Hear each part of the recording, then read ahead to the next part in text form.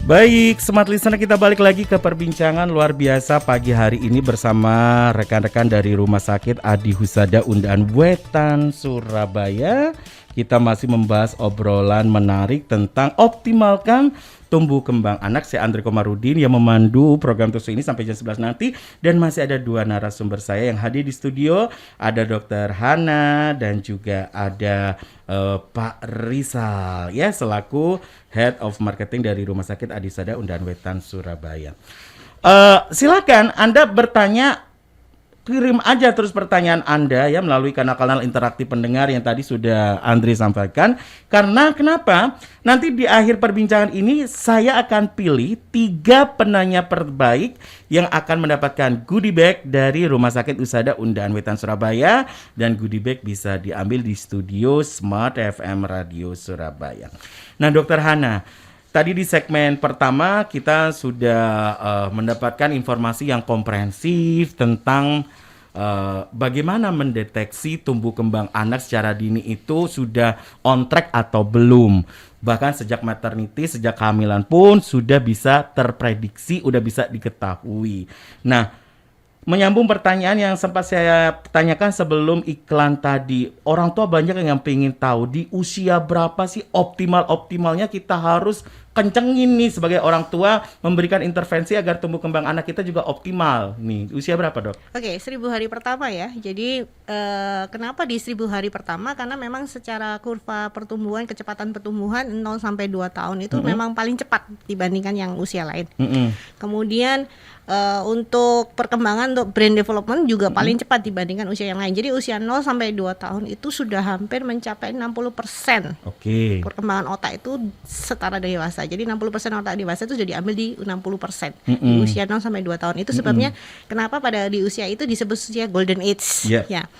Nah, kalau golden age lewat ini ya namanya golden age lewat ya, artinya goldennya sudah nggak dapat gitu ya.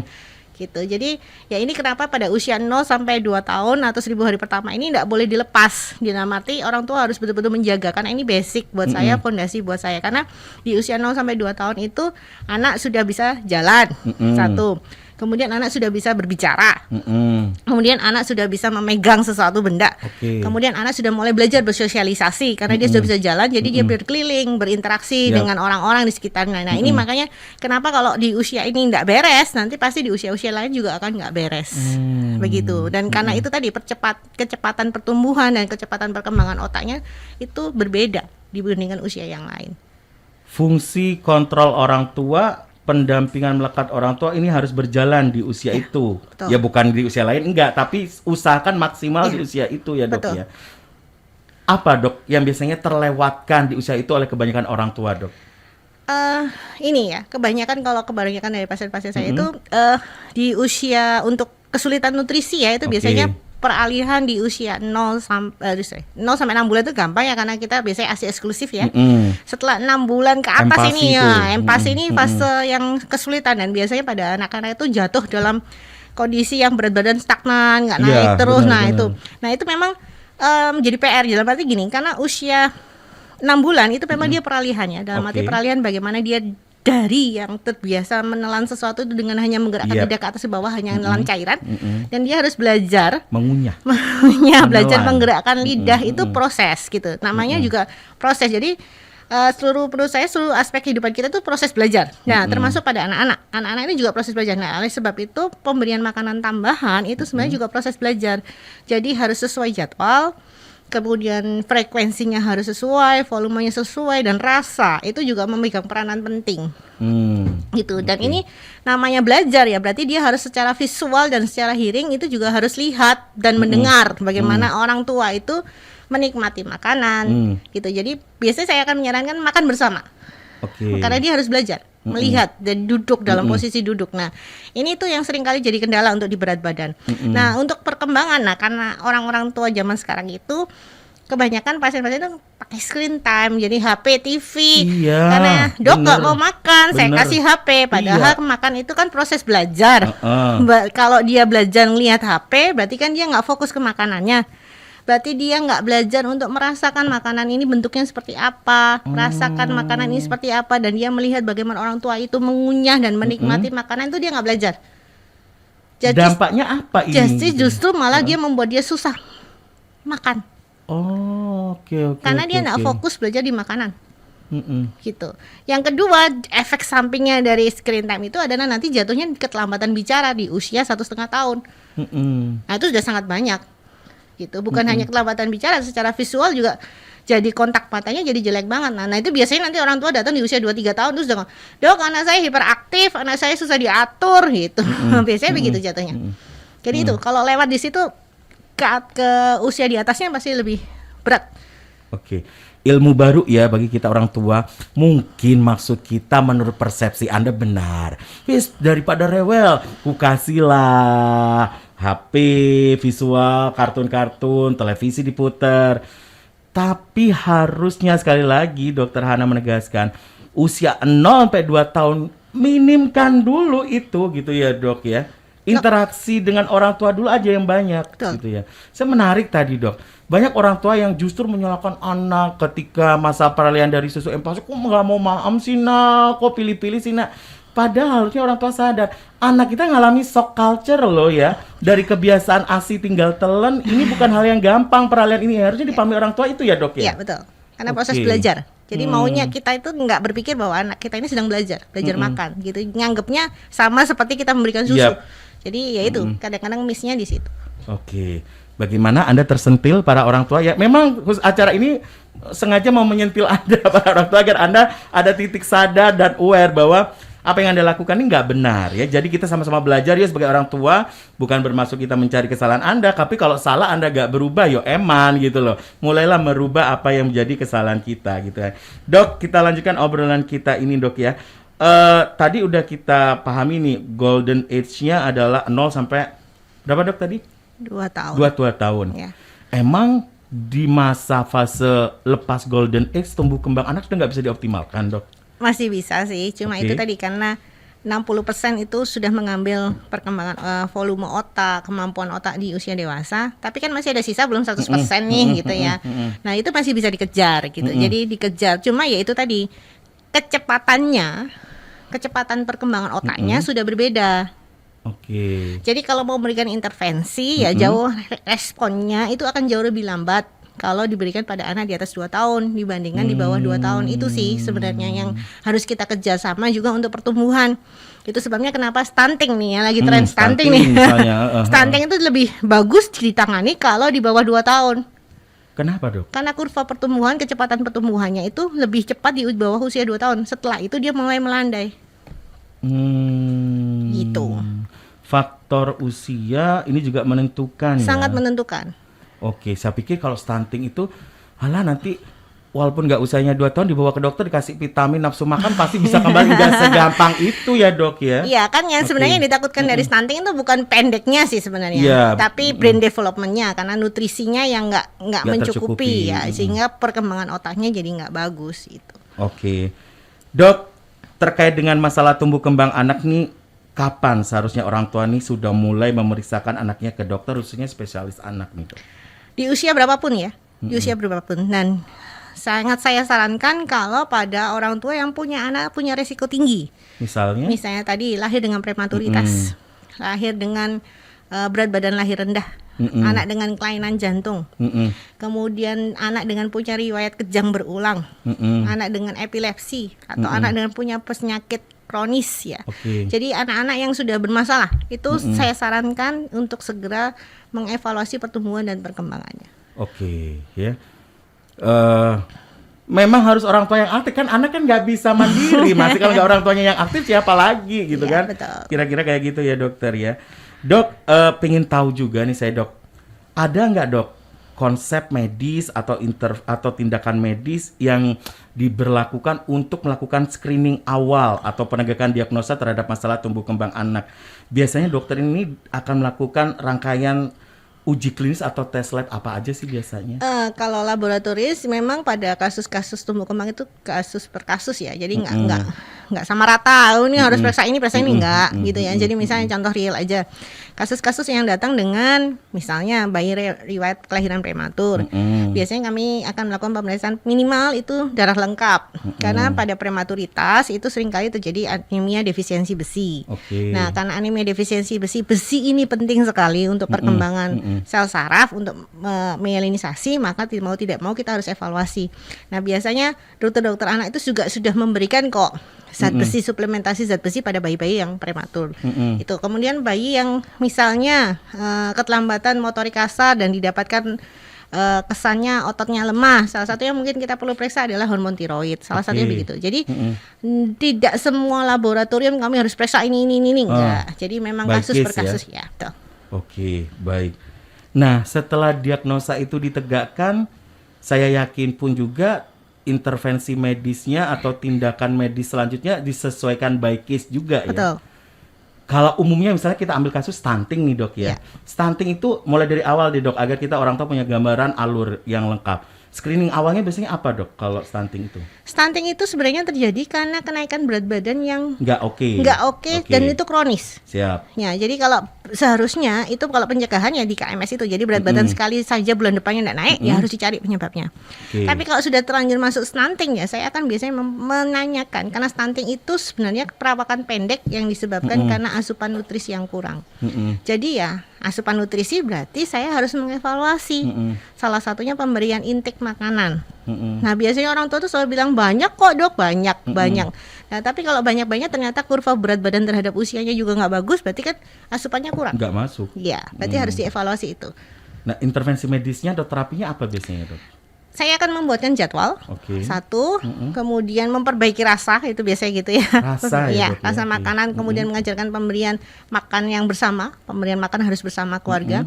Kemudian yang terakhir, kalau memang dengan makanan ini biasanya karena sudah telanjur ya, kan memang mau dibelajarkan aja telanjur itu kadang nggak mau nasi. Ya, kalau nggak mau nasi ya akan menggantikan karbohidrat yang lain. Salah satunya biasanya mie. Cuma memang jeleknya karbohidrat yang lain tuh kadar glukosanya memang berbeda dengan nasi. Betul. Ya, jadi kalori yang didapat juga lebih rendah. Nah, sekarang juga kita biasanya akan menambahkan dengan susu yang tinggi kalori. Gitu. Itu salah satunya. Intervensinya. Itu baru satu kasus. Kalau kasus lain lebih spesifik lagi. Jadi buat lebih tahunya, pahamnya, mau nggak mau harus ke dokter spesialis anak ya dok ya. Karena di sana dokter tidak hanya melakukan pemeriksaan secara kesehatan, tapi akan komprehensif ya dok ya. Ini masalahnya apa, setelah teridentifikasi, terdiagnosa, bentuk-bentuk terapinya itu nanti gini-gini, itu biasanya disampaikan apa adanya ke orang tua ya dok. Karena kan butuh support dari orang tua, nggak bisa berjalan sendiri. Support sistem orang tua harus berjalan. Paling nomor satu untuk di tumbuh kembang itu orang tua. Oke. Menarik ya. Sebenarnya permasalahan tumbuh kembang anak itu ya, ini ada kaitannya dengan faktor genetik juga nggak sometimes dok? Iya, ada. Jadi kayak kasus dengan Down syndrome itu kan genetik ya. Ya kalau sudah genetik artinya kan kalau saya bilang rancangan bangunannya sudah nggak bagus nih. Nah, kalau rancangan bangunan nggak bagus ya, yang bahan bangunan, makanan dan nutrisi jangan dibuat nggak bagus juga dong. Pekerjaannya jangan dibuat nggak bagus juga gitu. Jadi yang dua ini mengcover genetiknya. Gitu. Baik. Aduh, udah banyak ya yang kita dapatkan. Terakhir nih dok, sebelum kita commercial break, ini yang penting dok, gimana upaya pencegahan agar anak tidak mengalami tumbuh kembang yang buruk? Seperti yang saya bilang tadi, dipantau. Mau nggak mau mantau. Udah itu aja jawabannya dok. Dipantau, betul. Itu harus dipantau oleh orang tua. Dokter hanya membantu dalam konteks ini, tapi decision maker-nya tetap ada di orang tua. Kalau Anda nggak punya keterlibatan mendalam di permasalahan anak Anda, dokter bisa apa gitu. Kira-kira gitu ya dokter ya. Termasuk rencananya nanti akan memberikan pengobatan ini, terapi ini itu juga dikonsulkan ke orang tua. Pasti. Pasti, karena saya selalu ngasih PR. Oh gitu dok. Ngasih PR kayak sekolah ya. Dan PR terbesar saya keberhasilannya dari orang tua, karena di orang tua itu kan 7 kali 24 jam di orang tua. Sisanya cuma 1-2 jam di terapi, cuma sedikit. Jadi PR itu pasti saya berikan ke setiap pasien. Kita beralih ke teman-teman dari tim sales and marketing nih ya. Ada Pak Rizal, selaku Head of Marketing Rumah Sakit Adi Husada Undaan Wetan Surabaya. Nah, Pak Rizal bisa diinformasikan nih ke smart listener apa saja fasilitas medis dan teknologi kesehatan yang dipunya oleh Rumah Sakit Adi Husada Undaan Wetan khususnya nih Pak ya untuk mendukung problem kesehatan tumbuh kembang dan anak, Pak. Baik, terima kasih Pak Andre. Jadi untuk saya pertama mengenalkan dulu ya, Rumah Sakit Adi Husada ini adalah salah satu rumah sakit yang berpengalaman ya di Surabaya karena sudah lahir sejak tahun 1927. Sudah hampir 96 tahun. Kemudian kita rumah sakit tipe B unggulan dengan fasilitas yang lengkap ya. Di situ ada penunjang yang dari MRI, CT scan, CAT lab kita ada termasuk radioterapi.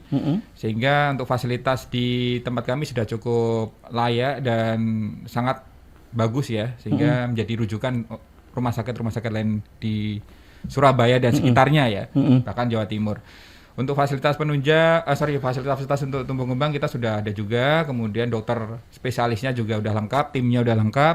Salah satunya Dokter Hana ini, bagi mungkin karena pengen tanya-tanya lebih lengkap lagi bisa datang langsung ke rumah sakit. Nah, ini jadwalin Dokter Hana hari apa? Dari hari Senin dan Rabu jam 3 sampai jam 6 sore ya. 15 sampai 18. Jadi bisa datang ke sana,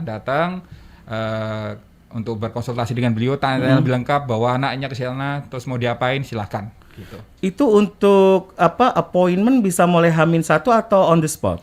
Harus pakai appointment. Itu menghubungi kemana ya, Pak? Bisa ke customer service yang tadi disebutkan juga di acara, nanti di situ nanti dijadwalkan, nanti dari situ diarahkan ke mana dan sebagainya. Online ada? Online kita untuk aplikasi masih dalam proses development ya. Oke, baik. Datang aja langsung ke sana lebih enak kali ya Pak. Tapi ya? harus appointment dulu. Tapi harus appointment dulu. Betul, tetap. Jadi silakan Anda menghubungi nomor yang nanti juga akan kami informasikan di closing acara ini, atau Anda Google searching aja udah pasti ketemu. Instagram ya. Ada di Instagram. Kita ada TikTok juga, di situ ada nomor customer service kami. Oke, baik.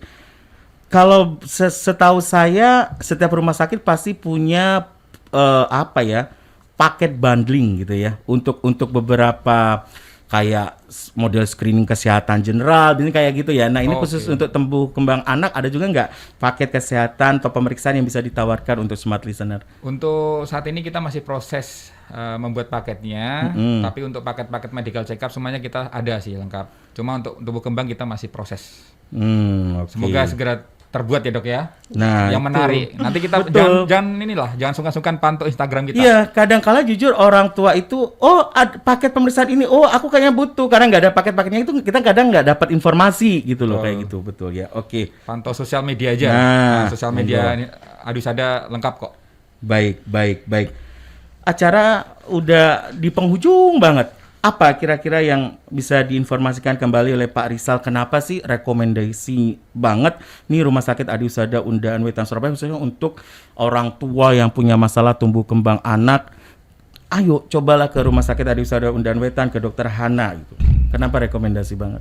Ya pertama dokter kami lengkap dan bekerja secara tim, jadi tidak perlu harus ke geser-geser atau dirujuk ke rumah sakit lain karena dokternya tidak ada. Jadi untuk rawat jalan kita sudah lengkap semua, spesialis maupun subspesialisnya, peralatan atau fasilitas juga lengkap, rawat inap kita juga sudah modern, kemudian dokternya, karyawannya semuanya, banyak yang nyebutnya kekeluargaannya karena memang kerasa karena berpengalaman sudah 96 tahun itu tadi. Legend lah kalau di Surabaya udah ngerti ya. Betul. Menarik masalah rawat inap, berarti ada rawat inap khusus anak juga dong? Ada. Nah itu apa? Di mana? Di kelas apa? Kelasnya ada macam-macam ya. Jadi rawat inap anak juga ada beberapa tipe dari kelas 3 sampai super VIP ya di kita. Cuma nanti ada bagian sendiri dan harganya juga ada, cuma kita nggak bisa sampaikan di sini. Bisa cek aja di Instagram kita, di situ ada harganya semua. Jadi emang ada untuk rawat inap anak, khusus anak itu ada sendiri. Nah setiap kamar pasti beda fasilitas. Betul. Tergantung juga dari kelas yang digunakan, asuransi yang digunakan, seperti itu. Asuransi hampir semua sudah bekerja sama dengan kami. Baik ya. Silahkan Anda bisa, kalau ada waktu gini loh, datang ke Rumah Sakit Adi Husada Undaan Wetan tuh nggak harus periksa ya. Betul. Anda mau cari informasi, main-main ke sana boleh aja ya Pak Rizal ya. Boleh. Ada teman-teman customer service yang standby kan, dan bagian informasi ya. Ada. Oke, Anda bisa kalau Sabtu Minggu buka nggak sih? Sabtu Minggu untuk rawat jalannya kita Tutup sampai ya? Sabtu aja. Oke. Untuk Minggu kita sedang proses untuk buka. Sedangkan untuk customer service kami Senin sampai Minggu ada semua, ada terus. Jadi nanya-nanya boleh, via sosial media DM boleh. Terus kalau mau telepon juga 24 jam bisa. Kita ada dari call center 031 tadi, 531 8000 tadi. Tuh, udah dari sistem teknologi medisnya mendukung yang terbaik, spesialis dokternya lengkap, ruangannya juga nyaman, gede loh ya bangunannya, karena main deh, santai ke sana biar tahu gitu ya. Bisa. Kenyamanan apa lagi yang nggak kurang dari Rumah Sakit Adi Husada? Sudah lengkap. Pokoknya tinggal ke sana. Bener. Mau pakai tunai bisa, asuransi bisa. Tuh, ya kurang kan? apa Kurang ya? apa coba? Tinggal datang aja. Baik. Ke Dokter Hana silakan Senin dan Rabu jam 3 sampai jam 6 sore. Tapi harus by appointment dulu. By appointment ya. Oke. Habis ini langsung daftar. Bener ya. Oke, take home message, tips mengenal sejak dini gangguan tumbuh kembang anak yang bisa dilakukan oleh orang tua di rumah ini apa yang paling sederhana, Dok? Early detection, Early intervention. Jadi deteksi dini, terapi dini. Jadi itu yang akan memberikan hasil yang lebih maksimal. Jadi apa yang terjadi di anak-anak saat ini pasti akan berdampak di masa depan. Jadi orang tua monitoring tumbuh kembang anak sangat penting. Oke. Karena Anda harus paham early detection. Apa tadi, Dok? Early intervention. Ya. Jadi istilahnya paling gampangnya Anda mempermudah kerjaannya dokter deh kalau Anda ngebantu sejak dini gitu ya, Dok ya. Iya. Kira-kira kayak gitu. Dan memang efektivitasnya lebih gede ya, Dok ya. Hasilnya Betul. juga lebih gede. Dokter Hana, Pak Rizal, terima kasih. Sama-sama. Luar biasa ya perbincangan kita hari ini. Kita harapkan ada pencerahan, ada insight, ada inspirasi yang bisa ditangkap oleh smart listener. Bahwa sekali lagi berbicara masalah tumbuh kembang anak, Anda jangan berharap maksimal kalau Anda tidak nyemplung di dalamnya. Betul. Kira-kira kayak gitu ya. Baik, saya Andre harus pamit. Jangan kemana-mana, program-program menarik untuk hari Jumat ini akan terus Smart FM hadirkan sambil menemani Anda bekerja atau beraktivitas di kantor. Sampai jumpa. Demikian telah kita ikuti Smart FM Radio Talk, optimalkan tumbuh kembang anak. Bersama narasumber Dr. Hana Diaferi Anomsari SPAK, dokter spesialis anak konsultan tumbuh kembang Rumah Sakit Adi Husada Undaan Wetan, Surabaya. Smart FM Radio Talk dipersembahkan oleh Rumah Sakit Adi Husada Undaan Wetan, Jalan Undaan Wetan nomor 40 hingga 44 Surabaya. Telepon 031 531 8000. WhatsApp 081231 30 8000. Follow Instagram @adihusada.uw. Website undaan.adihusada.com. Rumah Sakit Adi Husada Undaan Wetan. We always care for your health. Smart FM Radio Talk.